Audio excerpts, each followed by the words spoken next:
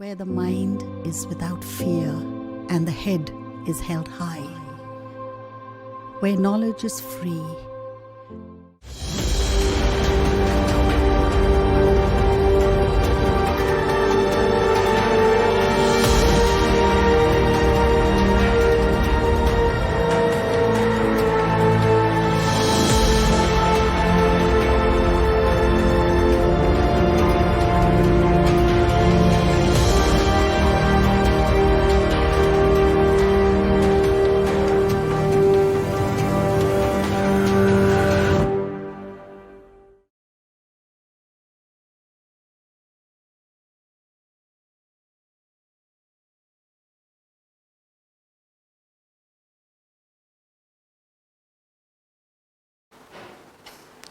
প্রিয় ছাত্রছাত্রী, আশা করি সকলে ভালো আছো। এই করোনা পরিস্থিতির জন্য সকলে চিন্তায় আছে। তো স্কুলের পঠন পাঠন বন্ধ থাকা সত্ত্বেও অনলাইন ক্লাস চলছে। এর জন্য মালদা জেলা প্রশাসন ও শিক্ষা দপ্তরকে কাছে আমরা আন্তরিকভাবে ঋণী। তো আজকের যে বিষয় সেটা হলো বেগ সময় লেখচিত্র। এর আগে আমরা স্মরণ সময় লেখচিত্র পড়েছিলাম। তো বেগ সময়ে যে দুটো ভেরিয়েবল আছে, বেগ আর সময়, অর্থাৎ ভেলোসিটি অ্যান্ড টাইম, এর মধ্যে সময়টা হচ্ছে স্বাধীন চল বলে আমরা এটাকে এক্স অক্ষ বরাবর আঁকলাম, আর বেগ হচ্ছে অধীন চল বলে ওয়াই অক্ষ বরাবর আঁকলাম। তো বেগ সময় লেখচিত্র আঁকবো যখন, তখন কতগুলো জিনিস মাথায় রাখতে হবে। যে বেগ সময় লেখচিত্র যখন আঁকতে যাব তখন যে বিষয়টা আঁকতে বলেছে তার সম্পর্কটা যদি আমরা জানি তাহলে ভালো হবে। যেমন সমবেগে যদি একটা বস্তু চলে তার লেখচিত্র কেমন হবে। এক নম্বর কেস যদি হয় সমবেগে চলমান বস্তুর লেখচিত্র, এটা আঁকতে হবে আমাকে। সমবেগে যদি বস্তুটা চলে, বেগ সমান, তাহলে অর্থাৎ বেগের কোনো পরিবর্তন হয় না, সময়ের সাথে এর কোনো সম্পর্ক নেই, বেগ সমান ধ্রুবক, তাহলে আমরা লিখব ভি সমান ধ্রুবক। তো এর লেখচিত্র কেমন হবে? আমরা জানি ওয়াই ইকুয়াল টু যদি ধ্রুবক হয়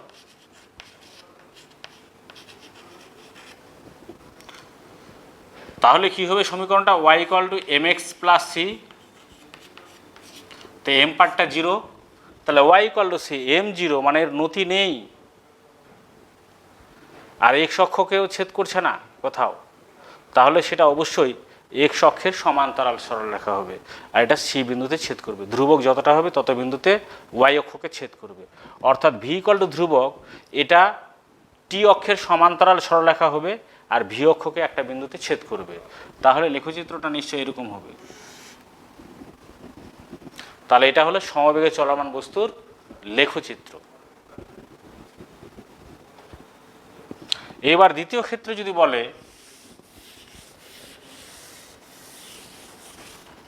যে সমতরণে গতিশীল বস্তুর লেখচিত্র অঙ্কন, সমতরণে গতিশীল বস্তু, তাহলে সমতরণে যদি বস্তু চলে তাহলে সমতরণে গতিশীল বস্তুর লেখচিত্র অঙ্কন করতে বলেছে। তাহলে স্থির অবস্থা থেকে ধরলাম, স্থির অবস্থা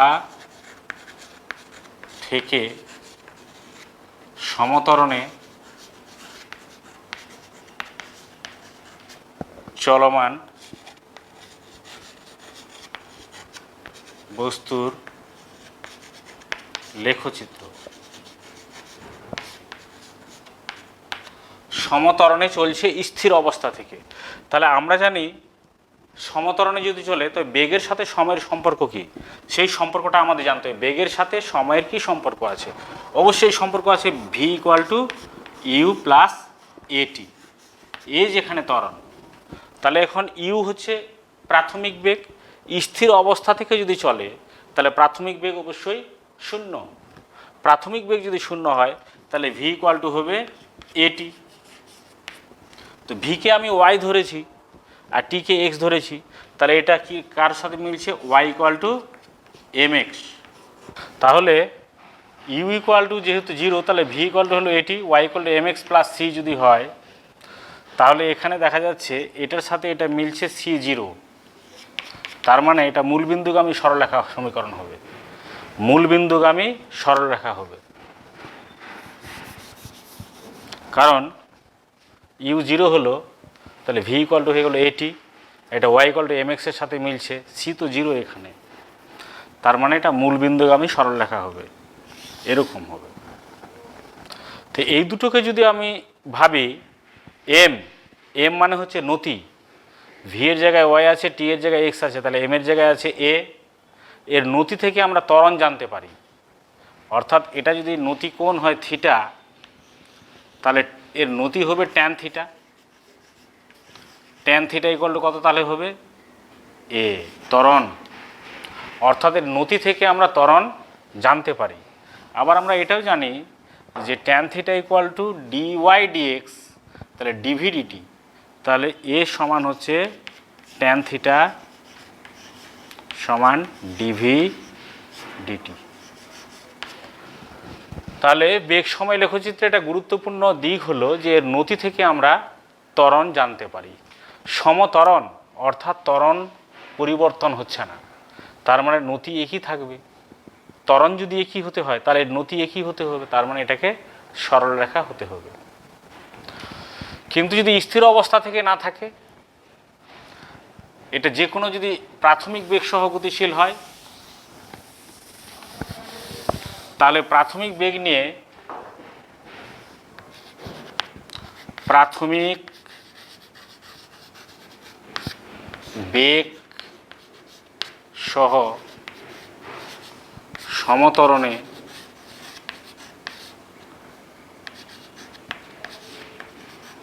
চলমান কণার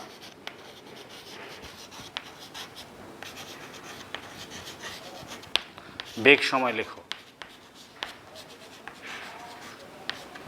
বেগ সময় লেখো চিত্র।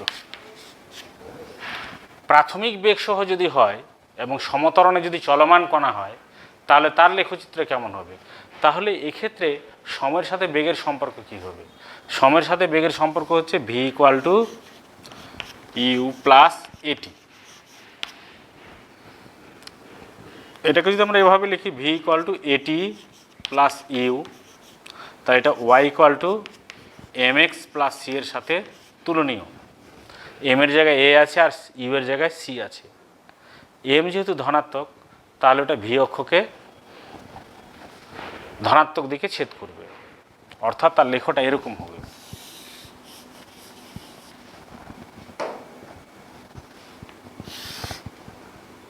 এ বি যদি লেখটা হয়, এটা যদি ও হয়, তো এটাকে ইউ বুঝাবে, এই যে এই পার্টটা ইউ, ও এ অংশটা ইউ হলো, আর V equal to U plus at, এটার জন্য এ বি রেখাটা পেলাম। নতি এখানে কত হবে? এটা হচ্ছে নতি। এখানেও দেখা যাচ্ছে নতি স্থির আছে, তার মানে ত্বরণ সর্বদা স্থির। তাহলে প্রাথমিক বেগ সহ সমত্বরণে চলমান কণার বেগ সময় লেখচিত্র এরকম হবে।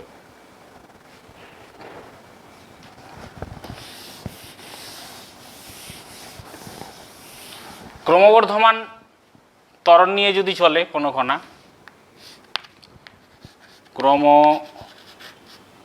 ক্রমবর্ধমান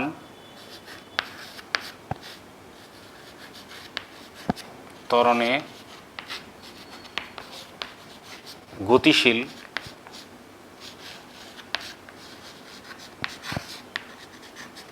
কণার বেগ সময় লেখো। তো ক্রমবর্ধমান ত্বরণ নিয়ে চলছে, তো আমরা এ সমান কি জানি? ত্বরণ সমান জানি ট্যান থিটা সমান ডিভিডিটি। ক্রমবর্ধমান ত্বরণ মানে এ সব সময় বাড়ছে, একে যদি বাড়তে হয় ক্রমবর্ধমান মানে এ ক্রমশ বাড়ছে, তাহলে ট্যান থিটাকে ক্রমশ বাড়ছে, তার মানে থিটার মানটা ক্রমশ বাড়বে। তাহলে এরকম যদি হয় তাহলে লেখচিত্রটা এরকমই হবে। যদি স্থির অবস্থা থেকে হয়, এটা যদি স্থির অবস্থা থেকে চলে তাহলে লেখচিত্রটা এরকম হবে। এরকম হলেই এর নতিটা সবসময় বৃদ্ধি পায়। এর আগে আলোচনা করেছি, এর নতি সবসময় বৃদ্ধি পাচ্ছে। নতি বৃদ্ধি পাচ্ছে মানে ত্বরণ বৃদ্ধি পাচ্ছে। তাহলে ক্রমবর্ধমান ত্বরণে গতিশীল হলে এরকম হবে যদি স্থির অবস্থা থেকে যায়। আর যদি না একটা প্রাথমিক বেগ নিয়ে চলে তাহলে তার লেখচিত্রটা এরকম হবে। এটা প্রাথমিক বেগ নিয়ে চলে লেখচিত্রটা এরকম হবে। এটা স্থির অবস্থা থেকে, এটা প্রাথমিক বেগ, প্রাথমিক বেগ সহ। আর এটা যদি স্থির অবস্থা থেকে হয় এরকম হবে, প্রাথমিক বেগ সহ হলে এরকম হবে। যদি ক্রমহ্রাসমান ত্বরণ নিয়ে চলে তার মানে এর মানটা কমবে, ক্রমশ কমবে, তাহলে ট্যান থিটার মানটা ক্রমশ কমতে থাকবে। থিটার মান যদি ক্রমশ কমতে থাকে তাহলে এই লেখচিত্রটা এরকম হবে।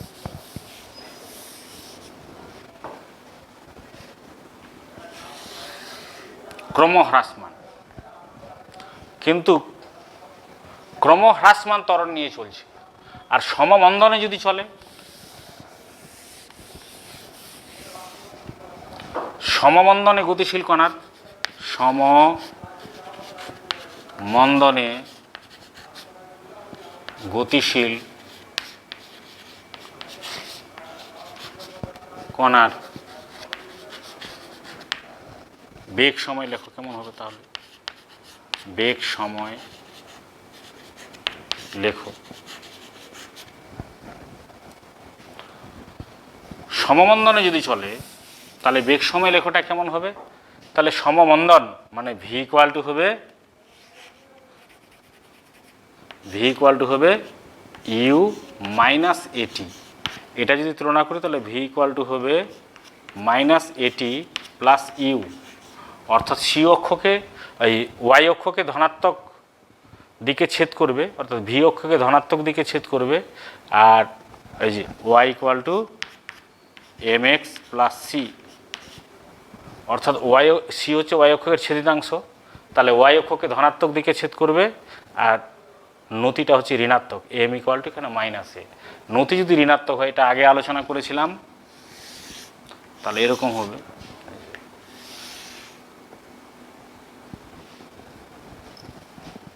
এটা হচ্ছে টি, এটা হচ্ছে ভি। বেগ সময় লেখটা খুব গুরুত্বপূর্ণ, কারণ বেগ সময় লেখচিত্র দেওয়া থাকলে আবার ত্বরণ সময় লেখচিত্র আমরা আঁকতে পারি।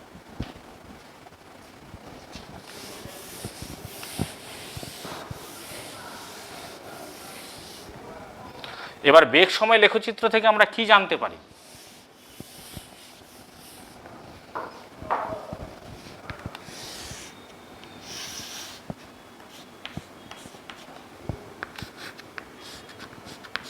বেগ সময় লেখ থেকে আমরা দুটো জিনিস জানতে পারি। এক হচ্ছে এর নতি থেকে ত্বরণ জানতে পারি, নতি থেকে আমরা ত্বরণ জানতে পারি। আর এই লেখটা ধরো এরকম একটা লেখচিত্র আছে, তো এটা মনে করো 60 ডিগ্রি দেওয়া আছে, তাহলে এখান থেকে আমরা কি জানতে পারবো? বেগ জানতে পারবো, এই ত্বরণ জানতে পারবো। ত্বরণ কত হবে? এ সমান হবে tan 60 ডিগ্রি, তার মানে হচ্ছে √3 একক। এর ত্বরণের মানটা আমরা বলে দিতে পারলাম।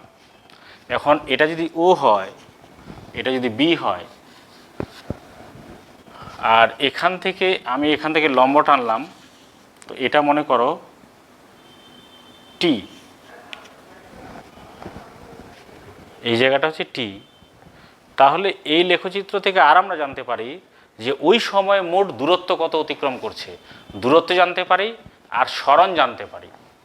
সরণ কতটা হবে? তাহলে এই ক্ষেত্রফল, এই ওবি লেখটা টি অক্ষের সঙ্গে যে ক্ষেত্রফল তৈরি করেছে, সেই ক্ষেত্রফলের মানটা হচ্ছে তার সরণ বা অতিক্রান্ত দূরত্ব। তাহলে এর সরণটা কতটা হচ্ছে? এটা হচ্ছে সরণ, এর ক্ষেত্রফলটা। তাহলে এর ক্ষেত্রফল কত হচ্ছে? ত্রিভুজ ও বি, আর এটা যদি আমি সি বলি, এই টাইমটা হচ্ছে ওসি সমান টাইম টি, তাহলে ত্রিভুজ ও বিসি সমান হচ্ছে হাফ ইন্টু ভূমি ওসি ইন্টু উচ্চতা সিবি। তো হচ্ছে হাফ ওসি কত হচ্ছে, এটা টি, আর সিবি মানে ধরলাম এটা ভি, ভি তাহলে হচ্ছে হাফ ভি টি। তাহলে এতটা হচ্ছে তার টি সময় অতিক্রান্ত দূরত্ব বা সরণ। তবে সরণ আর অতিক্রান্ত দূরত্বের মধ্যে পার্থক্য আছে। যদি এরকম একটা লেখচিত্র থাকে, দেখো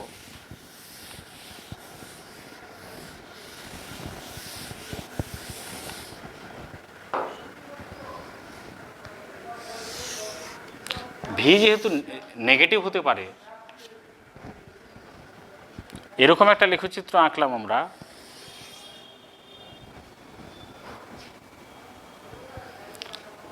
তো এটা মনে করো 0 টাইম, এটা 4 সেকেন্ড,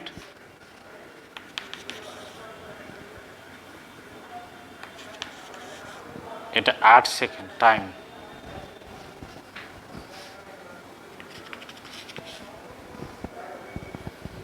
এখান থেকে এটা হচ্ছে 10 মিটার, আর এটা হচ্ছে 10 মিটার। তাহলে এখানে মোট সরণ কত হবে? দেখো সরণ যদি হয়, সরণ ধনাত্মক হতে পারে, সরণ ঋণাত্মক হতে পারে। তাহলে উপরে টি অক্ষের উপরে যে ক্ষেত্রফল, সেই ক্ষেত্রফলটাকে পজিটিভ বলবো, আর এই ক্ষেত্রফলটা নেগেটিভ। কারণ এখানে একটা ক্ষেত্রফল তৈরি করেছে ও, আর এখানে একটা ক্ষেত্রফল তৈরি করেছে, এই যে এটা পজিটিভ ক্ষেত্রফল, এটা নেগেটিভ ক্ষেত্রফল। তাহলে এর ক্ষেত্রফল কত হবে? মোট সরণ হবে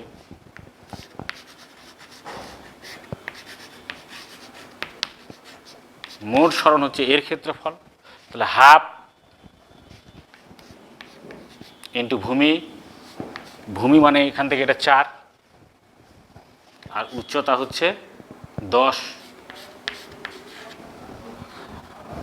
আর এই ত্রিভুজটার ভূমিও 4, 4 থেকে 8 মানে ভূমি 4, উচ্চতা 10।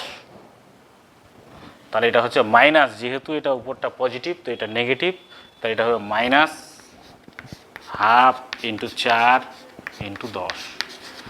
যখন আমরা সরণ বার করব, তখন ক্ষেত্রফলগুলোর পজিটিভ আর নেগেটিভ সাইন নেব। টি অক্ষের উপরে যেটা থাকবে সেটা পজিটিভ, আর টি অক্ষের যেটা নিচে থাকবে সেটা নেগেটিভ।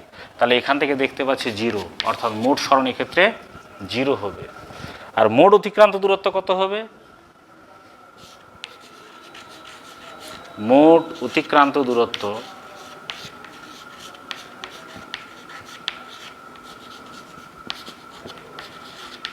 দূরত্ব হিসাব করার সময়, দূরত্ব যেহেতু নেগেটিভ হতে পারে না, এখানে ক্ষেত্রফলগুলোকে তখন দূরত্ব হিসাব করার সময় পজিটিভ ধরে নিব, উপরে থাক বা নিচে থাক। ক্ষেত্রফলগুলোর মোট যোগফল বের করতে হবে, বিয়োগ করা যাবে না তখন। তার এটা হচ্ছে half into 4 into 10 plus half into 4 into 10, তাহলে হচ্ছে 20 20 40 বর্গ একক।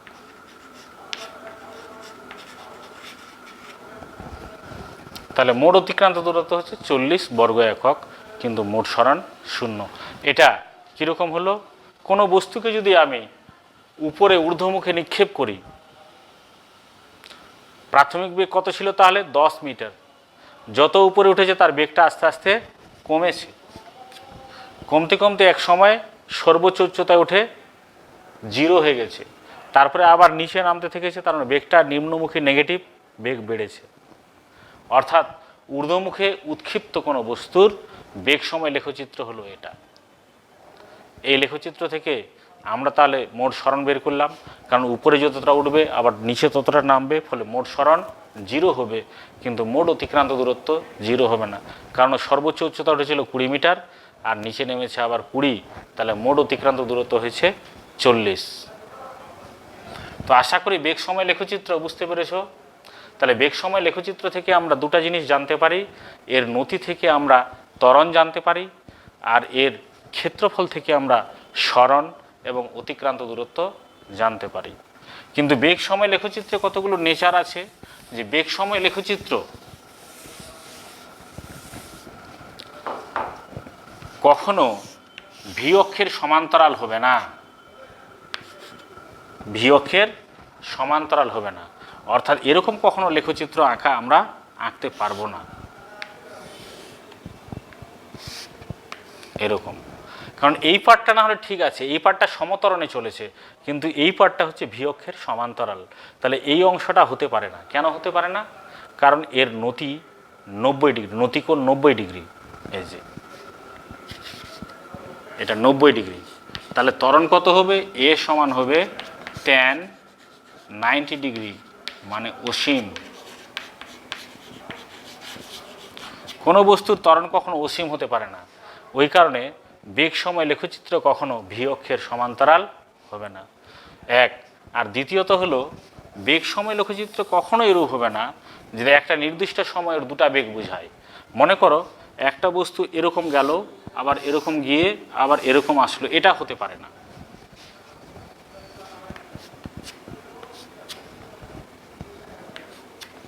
কেন হতে পারবে না? দেখো, একটা নির্দিষ্ট সময়, মনে করো এটা 4 সেকেন্ড, 4 সেকেন্ড সময়ে এর এখানে একটা বেগ বোঝাচ্ছে, আর এখানে পি বিন্দুতে একটা বেগ, কিউ বিন্দুতে একটা বেগ। তো একই সময়ে এর বেগ যেহেতু দুরকম হতে পারে না, ওইখানে এরকম লেখচিত্র হবে না। অর্থাৎ বেগ সময় লেখচিত্র কখনো এরকম হবে না যাতে নির্দিষ্ট সময় তার দুই রকম বেগ থাকে। এবার আমরা করব বেগ সময় লেখচিত্রের সাহায্যে এই সূত্রের প্রমাণ।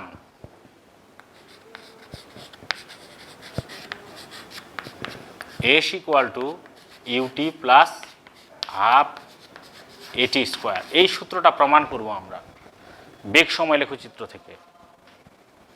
কীরকম?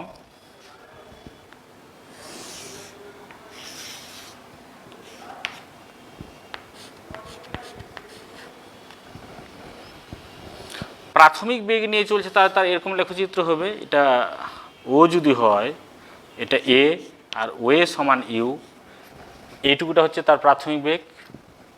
টি সময় বেগ হয়েছে গিয়ে বি, এ বি হচ্ছে এটার লেখচিত্র, ভি = ইউ প্লাস এটি। এর লেখচিত্র আঁকলাম, আগে এঁকেছি। এখন এই লেখচিত্র থেকে আমরা কি প্রমাণ করব? S = ut plus half AT square. তাহলে এ বিন্দু থেকে টি অক্ষের সমান্তরাল আঁকলাম, আর বি বিন্দু থেকে টি অক্ষের উপর লম্ব আঁকলাম।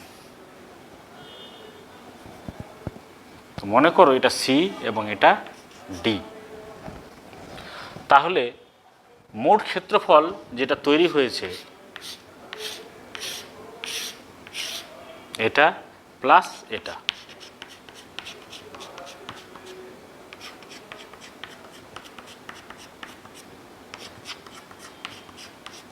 এই দুটো ক্ষেত্রফল তৈরি করেছে, মানে একটাই ক্ষেত্রফল আমি দুভাগে বিভক্ত করে দিলাম। এটা ত্রিভুজাকার অংশ, এটা আয়তাকার অংশ। তাহলে আমরা জানি এই ক্ষেত্রফলটাই হচ্ছে টি সময় অতিক্রান্ত দূরত্ব। এখন ও এ সমান ইউ আর ওডি সমান টি, মোট টাইম টি। তাহলে টি সময়ে মোট অতিক্রান্ত দূরত্ব কত হবে? এই ত্রিভুজের ক্ষেত্রফল প্লাস আয়তক্ষেত্রের ক্ষেত্রফল। অর্থাৎ এর সমান আমরা লিখতে পারি, ত্রিভুজের ক্ষেত্রফল হচ্ছে half into AC into CB, এটা ত্রিভুজটার ক্ষেত্রফল। আর আয়তক্ষেত্রের ক্ষেত্রফল হচ্ছে এটা OA into OD, OA into OD. এখন দেখো, ওডি যদি টি হয় তাহলে এসি সমানও টি হবে। আর ডিবিটা কত বোঝাচ্ছে? ভি। ভি এর জায়গায় ভি, এটা ডিবি সমান যদি ভি হয়, ডিবি সমান হলো ভি, তাহলে সিবি সমান কত হবে? সিবি সমান হবে ডিবি মাইনাস ডিসি। সিবি সমান হচ্ছে ডিবি মাইনাস ডিসি। তো ডিবি মানে তো হলো ভি, আর ডিসি মানে কত? ওয়ে যদি ইউ হয় তাহলে ডিসিও ইউ হবে, কারণ এটা আয়তক্ষেত্র, এই বিপরীত বাহুগুলো সমান। তাহলে সিবি সমান হচ্ছে ভি মাইনাস ইউ। তাহলে হাফ এসির জায়গায় বসাবো টি, আর সিবির জায়গায় বসাবো ভি মাইনাস ইউ। ওয়ে মানে হচ্ছে ইউ, আর ওডি মানে টি। এই মানগুলো বসাই, এই মানগুলো যদি বসাই তাহলে হচ্ছে half into T into V minus you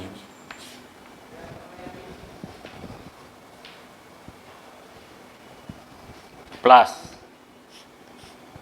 way মানে ইউ, এটা হচ্ছে টি। কিন্তু দেখো ভি ইকুয়াল টু লিখেছিলাম ইউ প্লাস এটি, ফলে V minus U equal to হলো এটি। ফলে আমরা লিখতে পারবো হাফ, আর এটা মানে এটি, এটি ইন্টু টি, তাহলে এটি স্কোয়ার প্লাস ইউটি। তার মানে পেয়ে গেলাম S equal to UT plus half AT square.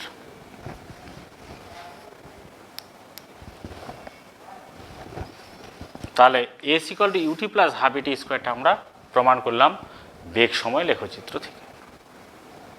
তো বেগ সময় লেখচিত্র থেকে আমরা V square equal to U square plus 2s এটাও প্রমাণ করতে পারি।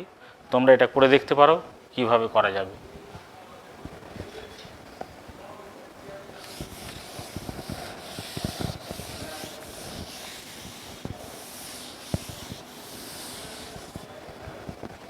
ধরো একটা লেখচিত্র দিয়েছি এরকম, এটা বেগ সময় লেখচিত্র নয়, আমি এমনি আলোচনা করছি। যে কোনো যদি লেখচিত্র দেয়, যে কোনো লেখচিত্র দিতে পারে। ধরো এদিকটা এক্স আর এটা হচ্ছে ভি, এদিকটা ভি, আমরা ভিটি নয় কিন্তু এটা ভিএক্স লেখচিত্র। এক্স মানে দূরত্ব, বেগ আর দূরত্ব লেখচিত্র। তো ধরো এরকম একটা আছে এবং এটা 60 ডিগ্রি বলে দিয়েছে,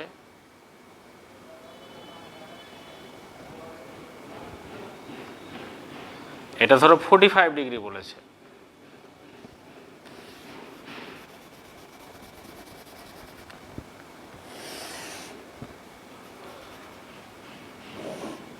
এটা 45 ডিগ্রি বলে দিয়েছে।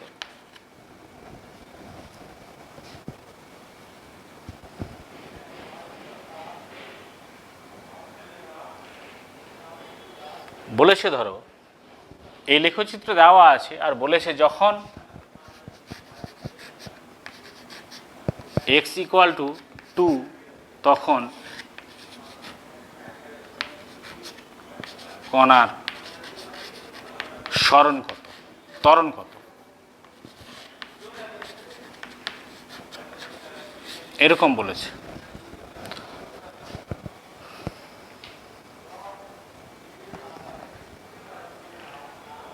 আরও একটা বলে দিয়েছে ধরো যে এটা মনে করো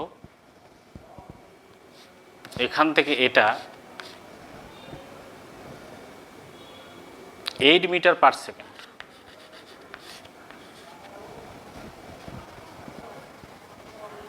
তাহলে এখানে ট্যান থিটা কত?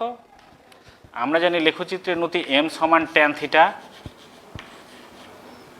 তো ট্যান এখানে থিটা মানে অ্যাকচুয়ালি এটা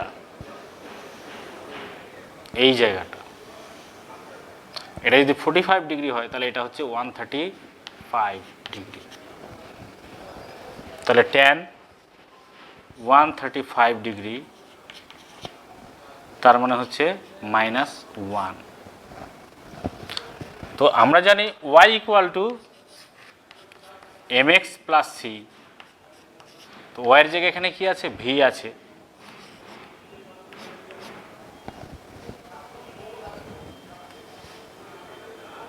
y এর জায়গায় ভি পাবো mx, m কত? -1, তাহলে মাইনাস এক্স হলো, আর সি কত আছে এখান থেকে, এটা সি আছে 8। তাহলে এর সমীকরণটা কত হলো, V equal to minus x plus 8, এটা সমীকরণ পেলাম। তাহলে আমরা এর সমীকরণটা হচ্ছে V equal to minus x plus 8। তো আমাকে কী বের করতে বলেছে, যখন এক্স ইকুয়াল টু 2 তখন কণার ত্বরণ কত। তাহলে আমরা এটাকে, এই সমীকরণটাকে টি এর সাপেক্ষে অবকলন করে নিই। টি এর সাপেক্ষে যদি অবকলন করি তাহলে হবে ডিভি বাই ডিটি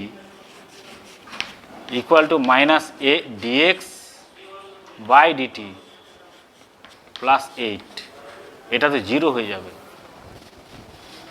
তাহলে এটা মানে কি, ডিভি বাই ডিটি মানে এ, তাহলে এ সমান হচ্ছে মাইনাস ভি, এ সমান হলো মাইনাস ভি, কারণ ডিএক্স বাই ডিটি মানে হচ্ছে ভি আর ডিভি বাই ডিটি মানে হচ্ছে এ। তাহলে আমরা পাচ্ছি A equal to minus V. তাহলে এ ইকুয়াল টু মাইনাস, আর ভি মানে পাচ্ছি মাইনাস এক্স প্লাস 8, তার মানে হচ্ছে এক্স মাইনাস 8। এখন যখন এক্স ইকুয়াল টু 2 তখন কণার ত্বরণ কত, তাহলে এক্স এর মান 2 বসাবো, 2 বসালে কত হচ্ছে 2 মাইনাস 8, তার মানে হচ্ছে minus 6 metre per second square. অর্থাৎ এক্স ইকুয়াল টু 2 বিন্দুতে ওই কণার ত্বরণ হচ্ছে minus 6 metre per second square. তো যে কোনো যদি গ্রাফ দেওয়া থাকে সেই গ্রাফ থেকে আমরা অন্য কিছু নির্ণয় করতে পারি যদি আমরা ঠিক সমীকরণটা বের করতে পারি। আননোন কোনো গ্রাফ দিলে আমরা সমীকরণটা নির্ণয় করব, সমীকরণ নির্ণয় করে যেটা চেয়েছে সেই জিনিসটাতে পৌঁছে যাব।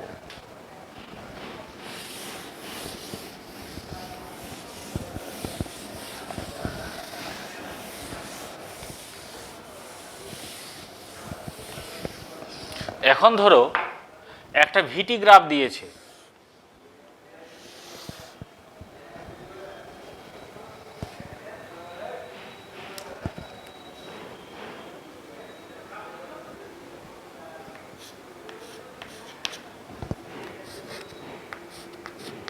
ভিটি গ্রাফটা এরকম বলছে, এই ভিটি গ্রাফ থেকে ত্বরণ সময় লেখচিত্র আঁকো।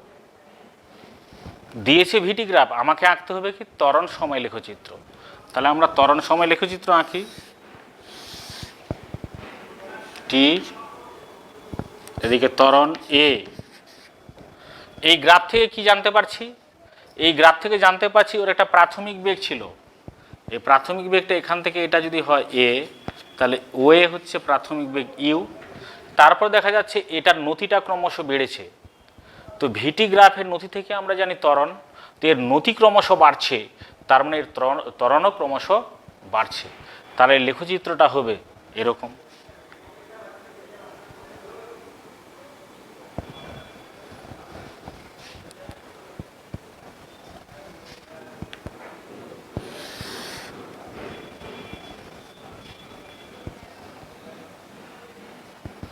এরকম লেখচিত্রে কি ত্বরণ ক্রমশ বাড়ছে, সময় যত বাড়ছে ত্বরণও ক্রমশ বাড়ছে।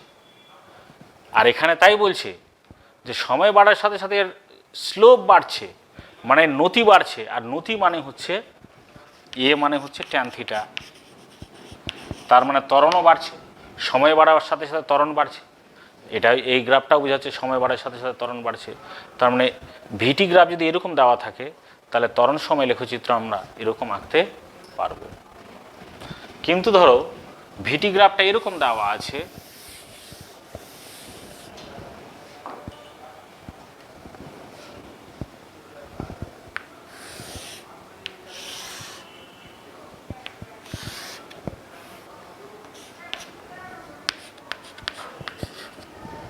তাহলে এর ত্বরণ সময় লেখচিত্র কেমন হবে? এর ত্বরণ সময় লেখচিত্র কেমন হবে দেখো, এখানে নতি স্থির, সরলরেখা যেহেতু নতি স্থির, নতি স্থির মানে ত্বরণ স্থির, সমত্বরণ। সমতরণ যদি হয় তাহলে ত্বরণ সময় লেখচিত্র অবশ্যই এরকম হবে।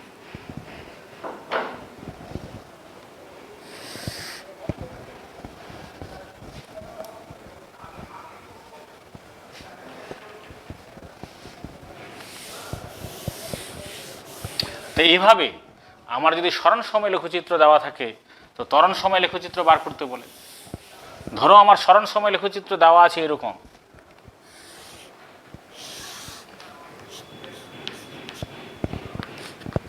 এই দিকটা সরণ আর সরণ সময় লেখচিত্র দেওয়া আছে এরকম।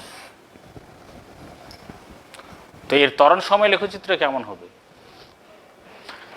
দেখো, সরণ সময় লেখচিত্রের নতি থেকে আমরা বেগ জানতে পারি।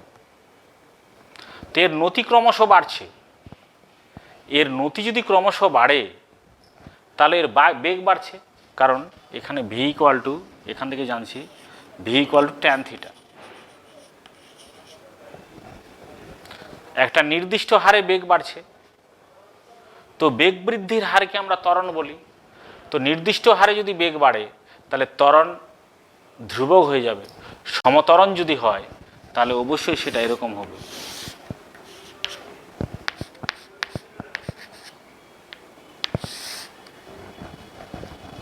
অর্থাৎ সরণ সময় লেখচিত্র যদি দেওয়া থাকে তো এখান থেকে আমি ত্বরণ সময় লেখচিত্রটা এরকম আঁকতে পারবো, কারণ এখানে স্লোপ বাড়ছে। স্লোপ বাড়ার মানে বেগ বাড়ছে, নির্দিষ্ট হারে বেগ বাড়ছে। নির্দিষ্ট হারে যদি বেগ বাড়ে তাহলে ত্বরণ ধ্রুবক থাকবে, আর ত্বরণ ধ্রুবক থাকলে তার সমীকরণটা হচ্ছে টি অক্ষের সমান্তরাল সরলরেখা। ক্ষেত্রে ত্বরণ ধ্রুবক আছে। তো যাই হোক, এই লেখচিত্রগুলো থেকে আমরা একমাত্রিক গতির অনেক সমস্যার সমাধান করতে পারব। এবার আমি তোমাদের উল্লম্ব গতি সম্বন্ধে একটু পড়িয়ে দিই, কারণ সময় আমাদের সংকীর্ণ।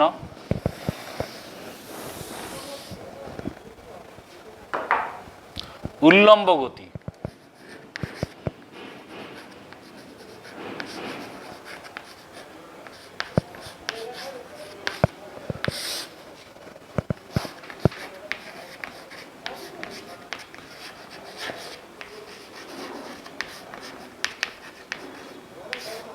Vertical motion. উল্লম্ব গতি কাকে বলে? কোনো বস্তুকে যদি ঊর্ধ্বমুখী আমি ছাড়ি, নিক্ষেপ করি, তাহলে ও আবার উপরে উঠবে একটা রেখা বরাবর।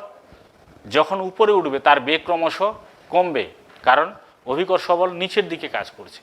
তাহলে কোনো বস্তু যদি উপরে ওঠে তাহলে বেগ ক্রমশ কমতে থাকবে, আলটিমেটলি এক সময় তার বেগ শূন্য হয়ে যাবে। তারপর কী হবে? কিছুক্ষণের জন্য ওটা স্থির হবে, তারপর আবার অভিকর্ষের টানে নিচে পড়তে থাকবে। এবার নিচে নামার সময় আবার সরলরেখায় নামবে এবং তার বেগ ক্রমশ বাড়বে, এবং যে বেগে আমরা ছুঁড়েছিলাম মাটিতে আবার সেই বেগে আঘাত করবে। অর্থাৎ উৎক্ষেপ বেগ আর মাটিতে আঘাত করার বেগ সমান হবে। তো এই যে উল্লম্ব গতিটা, এই উল্লম্ব গতি কিন্তু একমাত্রিক গতির একটা উদাহরণ।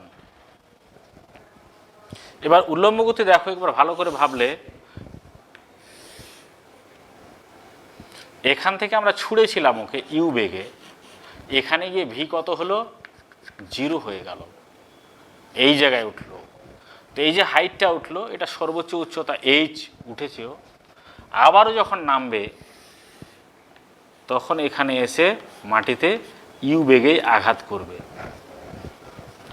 এখানে ভি 0 হয়ে গেল, কিন্তু যখন ও পড়তে লাগলো তাহলে তার প্রাথমিক বেগ 0 হয়ে গেল, কিন্তু অন্তিম বেগ আবার ইউ হয়ে গেল। উপরে উঠতে যে সময় লাগে তাকে টাইম অফ অ্যাসেন্ট বলে বা উত্থানকাল বলা হয়, আর নিচে নামতে যে সময় লাগে তাকে পতনকাল বলা হয়, এটাকে টাইম অফ ডিসেন্ট বলে। তাহলে উত্থানকাল যত হবে আর পতনকাল তাই হবে। উত্থানকাল আর পতনকাল, উপরে উঠতে যা সময় লাগবে নিচে নামতেও সেই সময় লাগবে, যদি সেখানে কোনো বায়ুর বাধা না থাকে। ধরো উত্থানকাল,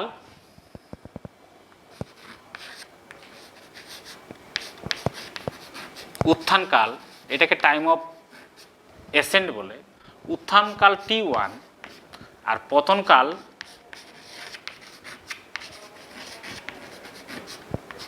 T2 T1। তাহলে যদি বায়ুর বাধা না থাকে, বায়ুর বাধা না থাকলে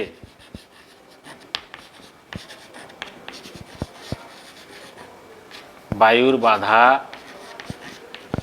না থাকলে T1 সমান T2 হবে।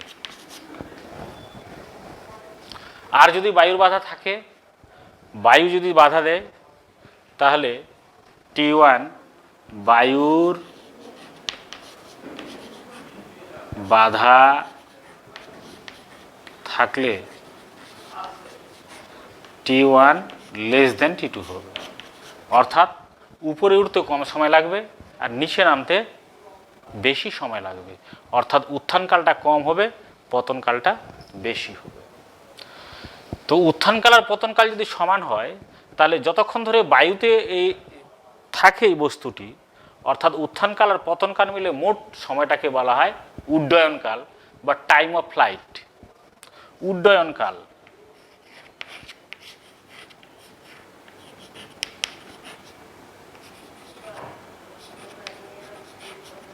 এটাকে ক্যাপিটাল টি দিয়ে লিখি, টাইম অফ ফ্লাইট সমান T1 প্লাস T2। তো T1 আর T2 তো সমান, তার মানে হচ্ছে 2T1।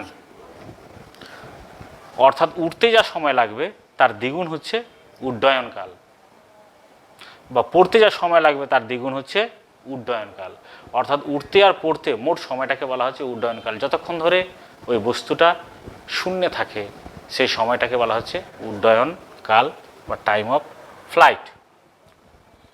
তাহলে আশা করি উত্থানকাল, পতনকাল, বায়ুর বাধা এগুলা হিসাব করলে কি হয় সেটা বুঝতে পেরেছ। এবার এর সমীকরণগুলো খুব সহজে আমরা লিখতে পারবো। এবার সমীকরণগুলো দেখি। সমীকরণগুলো আমরা এভাবে লিখতে পারবো যে S ইকুয়াল টু ভিটি একটা সমীকরণ 1 নম্বর ছিল, 2 নম্বর ছিল V equal to U plus AT, 3 নম্বর হচ্ছে V square equal to U square plus 2AS, 4 নম্বর S equal to UT plus half AT square. কিন্তু উল্লম্ব গতির ক্ষেত্রে এটা হবে না। কেন হবে না? কারণ উল্লম্ব গতিতে সবসময় ত্বরণ ক্রিয়াশীল নিচের দিকে, সমবেগযুক্ত কখনো গতি সম্ভব নয়। ফলে এটাই প্রথমে পাবো আমরা। প্রথম ইকুয়েশন হবে V equal to U plus minus GT, 2 নম্বর V square equal to U square plus minus 2AH, 3 নম্বর হচ্ছে H equal to UT plus minus half AT square. এখন এই যে প্লাস মাইনাসগুলো ধরা গেল, কিভাবে ধরবো আমরা, কখন কিভাবে প্লাস ধরবো? যখন উপরে উঠবে সব সময় জি নেগেটিভ হবে, এটাই মনে রাখতে হবে। কিন্তু এইচের মানটা পজিটিভ অথবা নেগেটিভ দুটোই হতে পারে। একটা উদাহরণ দিলে বুঝে যায় ব্যাপারটা।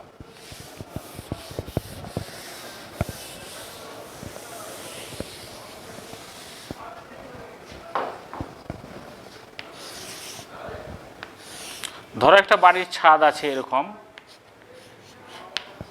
এটা একটা বাড়ি, এর ছাদ, এখান থেকে একটা পাথরকে ইউ বেগে উপরে ছোড়া হচ্ছে।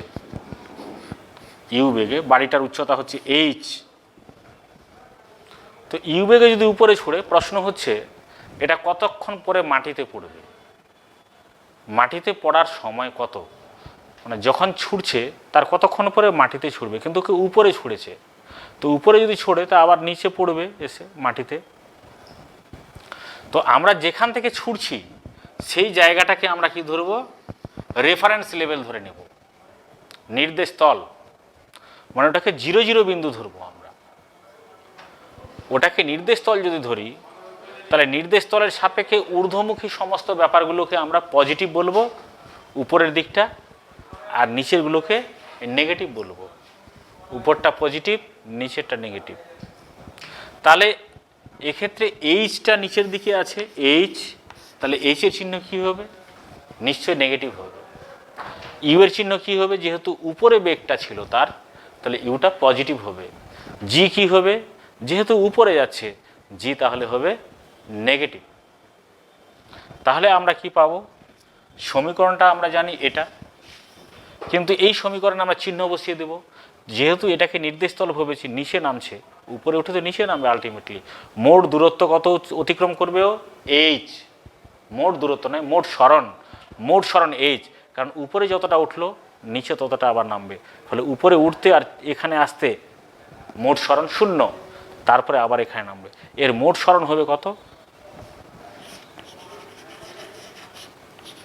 মোট সরণ মনে করো এটা এরকম উপরে উঠেছিল x,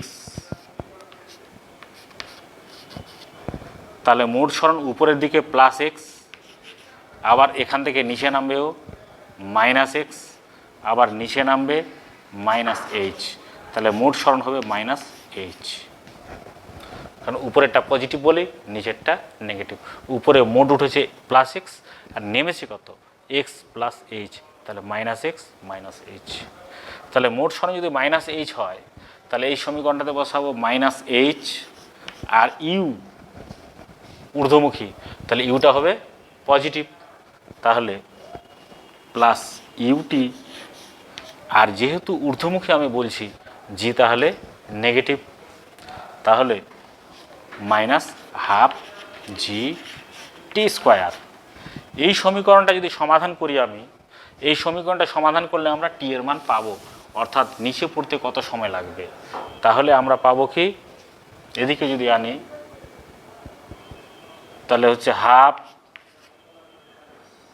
g/t² - ut -h = 0। এখান থেকে টি এর মানটা বের করতে হবে। টি এর এটা দ্বিঘাত সমীকরণ, টি এর দ্বিঘাত সমীকরণ হলে টি এর দুটা বীজ পাবো, দুটা রুট পাবো, এই দুটা রুট থেকে আমরা টি এর মানটা পাবো। যেটা নেগেটিভ রুট আসবে সেটা বাদ দিব, পজিটিভ রুটটাকে আমরা ধরবো।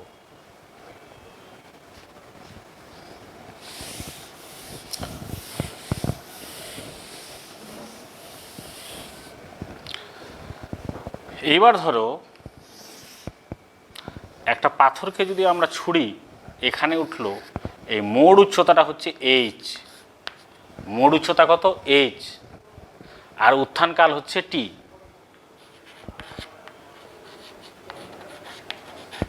উত্থানকালকে ধরলাম আমরা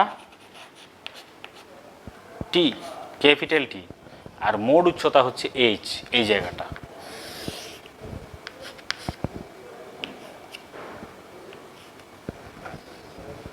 এই জায়গাটা তো বলছে টি সময়ে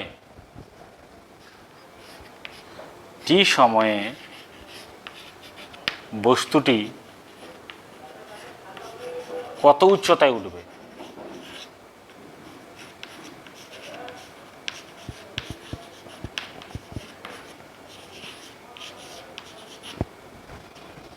টি সময়ে বস্তু কতটা উচ্চতা উঠবে। দেখো তাহলে বড় হাতে টি সময়ে কত উপরে উঠেছে? h, এটা সর্বোচ্চ উচ্চতা। তাহলে স্মল টি সময়ে বস্তুটি কত উচ্চতায় উঠবে, এটা হচ্ছে প্রশ্ন। তাহলে দেখো ধরি এটা এই উচ্চতা উঠবে, এই যে এখানে উঠবে, মনে করো এখান থেকে এটা হচ্ছে h, স্মল h, তাহলে এইটুকু জায়গা কত হবে? h - h। এটা যদি h উঠে তাহলে এইটুকু জায়গা হচ্ছে h - h। এখন দেখো এখানে এইটুকু জায়গা উঠতে কত সময় লাগবে? এইটুকু জায়গা উঠতে সময় লাগবে t - t। তাহলে এই t - t সময় এই উচ্চতা উঠেছে, তার মানে t - t সময় এই উচ্চতায় নামবে। তো নামার ক্ষেত্রে আমরা এই সূত্রটা ইউজ করব। নামে যদি কোনো বস্তু যখন ফ্রি ফল হয় তখন ইউ তো 0, স্থির অবস্থা থেকে নামবে। তো আমরা জানি উত্থানকাল যত, পতনকালও তত। তো এটা t - t সময় এতটা উঠেছে, তার নামবেও অতটা সময়। তাহলে আমরা কি লিখব? h - h = ইউ তো 0, 0 প্লাস নামার সময় জিটা প্লাস ½ এগুলো জি হতো, সরি এগুলো জি হতো, তাহলে 0 + ½ GT², GT - T তার স্কোয়ার। তাহলে এইচ ইকুয়াল টু কত হবে? অতএব এইচ ইকুয়াল টু হবে এইচ মাইনাস হাফ জি টি মাইনাস টি তার হোল স্কোয়ার। অর্থাৎ স্মল টি সময়ে ও এতটা উচ্চতা উঠবে। এই এইচ দেওয়া ছিল, টি দেওয়া ছিল আর স্মল টি দেওয়া ছিল, এইচের মানটা আমরা পেয়ে যাব। তো এরকম অনেক সমস্যা আছে, এটা একটা ট্রিক্স। শেষ সেকেন্ডে যতটা উঠবে প্রথম সেকেন্ডে ততটাই নামবে, এরকম আমরা বলতে পারি। কোনো বস্তু শেষ 4 সেকেন্ডে যতটা উপরে উঠবে তাহলে প্রথম 4 সেকেন্ডে ততটাই নিচে নামবে। কোনো বস্তু যদি শেষ 10 সেকেন্ডে যতটা উপরে উঠবে প্রথম 10 সেকেন্ডে ততটাই নিচে নামবে। কোনো যদি এই বিষয়ে কোনো সমস্যা হয় তোমরা অঙ্কগুলো করতে পারো। কোনো সমস্যা হলে আমাকে এই নাম্বারে হোয়াটসঅ্যাপ করতে পারো 8145737373। আমি মালদা রেল স্কুলের ফিজিক্সের টিচার জাকির হোসেন। আমি তোমাদের সবসময় সাহায্য করব। আশা করি ভালো থেকো। আর এগুলো বিস্তারিতভাবে করার চেষ্টা করো, গ্রাফগুলো এবং উল্লম্ব গতির অঙ্কগুলো করো। ঠিক আছে।